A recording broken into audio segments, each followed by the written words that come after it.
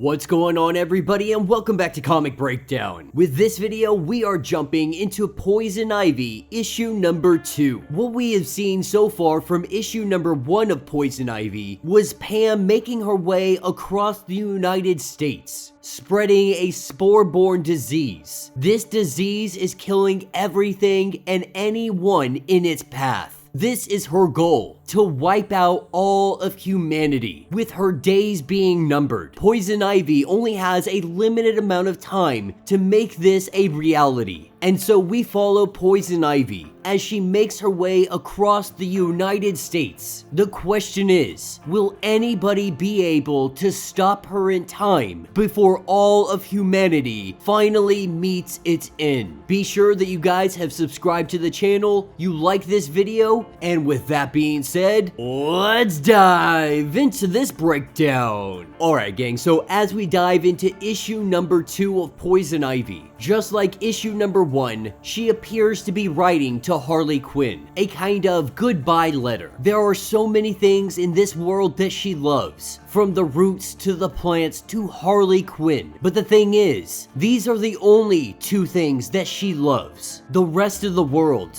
there is so much more out there that she despises, that she hates, that she would love to just get rid of. As she sits down at this diner one evening, she is more than anything just people watching as all of these lives, they intermingle, as they infect one another, not knowing that their days, they are already numbered the minute she walked into this restaurant. And while they seem kind, they seem homely, they seem like very genuine, nice people, even so, she has a mission, and that mission is to wipe out humanity. And she goes on talking about how she's not really a vegetarian, because the vegetarian lifestyle, it has its own very unique impact on the ecosystem, saying the truth of the matter is that most vegetarians, they do it to make themselves feel better. And she would even go as far as saying that she is a carnivore, because every healthy ecosystem, it needs its predators. This is where she meets a girl named Jenny, coming and sitting down with her. She seems to be a traveling artist, a traveling poet. As they make their introductions, they really just have some meaningless conversation, both of them being very vague about what they do and where they are headed. We learned that Jenny, she's not a very successful poet. In fact, she only has a poem with 2 lines in it, but these 2 lines, she feels like are everything to her. The problem is, those 2 lines, they don't pay the bills. Going on a conversation about human beings being descendants of trees. Poison Ivy, she recognizes that people in this restaurant, they're really not bad. Their lives are thread in and out in a tapestry of the world. Individually, they are all harmless. And it even makes her second guess herself. Should I really be doing this? Should I really be taking this away from them? Taking life away from them? As the young artist, she shows her a symbol, a rune of the ancestor tree. And this triggers something in Poison Ivy, because she has seen this symbol before, in the realm of the Green Man. Not really sure what this means. She knows that she has to stay focused on the work that she has at hand, because right now, she is guiding all of the spores into every single person inside this restaurant. This is the perfect environment in which to seed new life.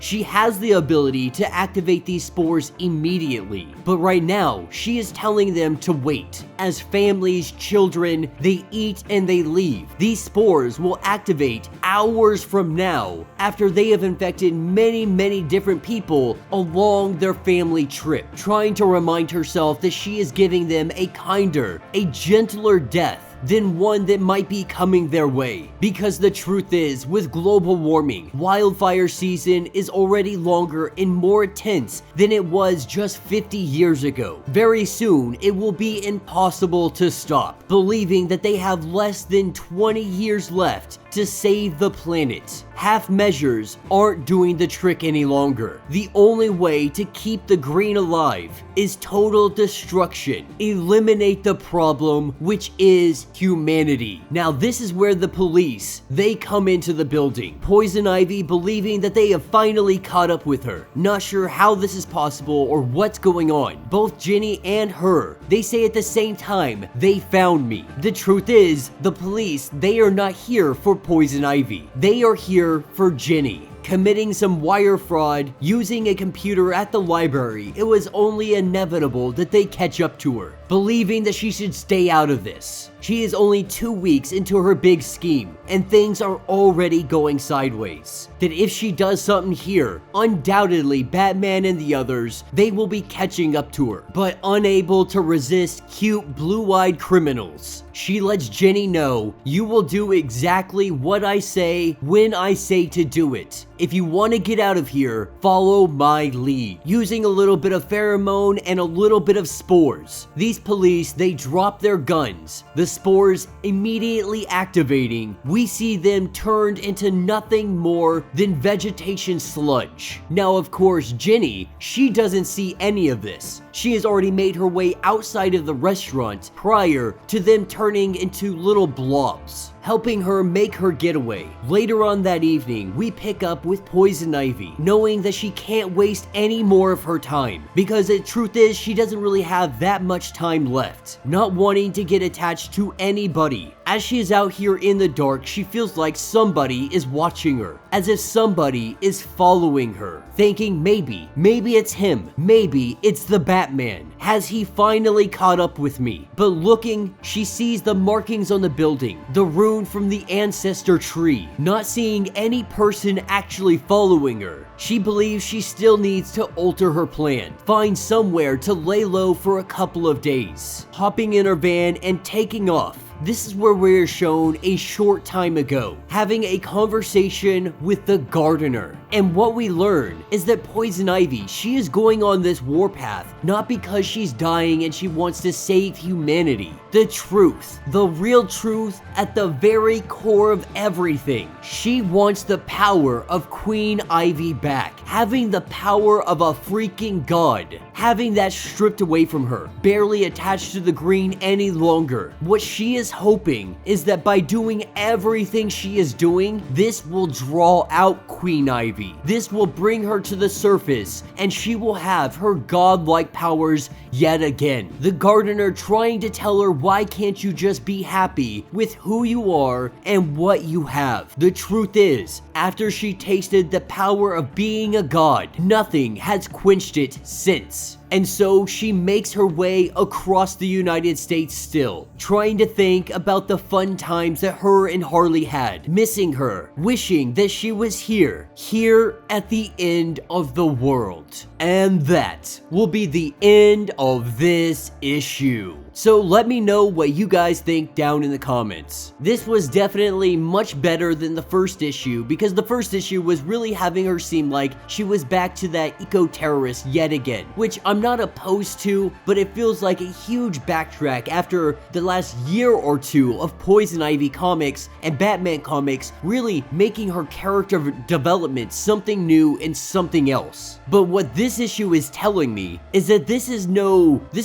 ploy to really end humanity. This is a ploy to bring Queen Ivy back, to reconnect herself to the green, to make herself that powerful godlike individual she once was. That after having a taste of that power, nothing, not even Harley Quinn, can satisfy her, can make her content and happy with the life that she is living. And so while she tries to play like she is doing this for humanity, like she is trying to save the world from wildfires and global warming, the truth is, this is all very personal. This is all very selfish. She is doing all of this for herself so she can have that power back in her grasp. It's a very interesting concept, and I'm very excited to see where this is going to go. I was very skeptical after the first issue. Issue number 2, it definitely has me wanting to see what is going to happen next with Poison Ivy. It is only a matter of time before Batman or somebody else catches up to her and they try to stop her. Let me know what you guys think. Let me know your thoughts. Let me know your theories. If you would like to support the channel, you can always do so by hitting the super thanks button. This button will let you donate directly to the channel, and every little bit helps us out. Now, if you can't do that, do me a favor, subscribe to the channel, like this video, hit that notification bell, and until the next breakdown.